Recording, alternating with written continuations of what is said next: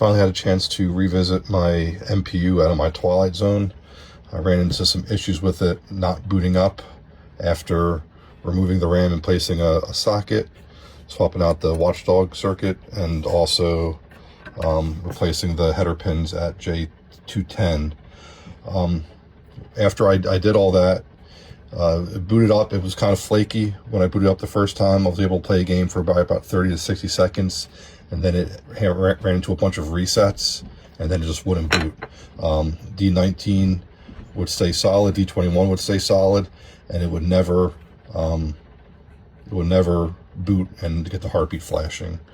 So a lot of people said check the work at the 28-pin socket for the RAM, which I did.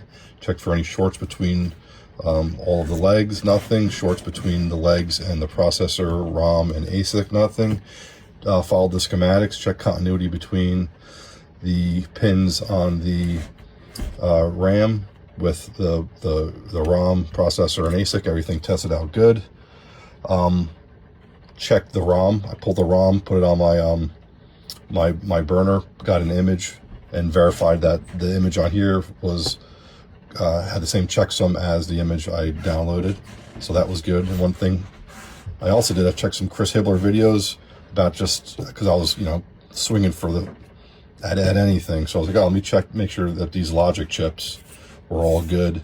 So I followed one of his videos for how to check it using a diode test, and they all were within specs. So then I reseated processor and the ASIC, and I was like, all right, well, let me see where I'm at. So then I created a little adapter, hooked it up to a power supply on my test bench, and it boots. So we'll plug it into the game now. Fingers crossed it works.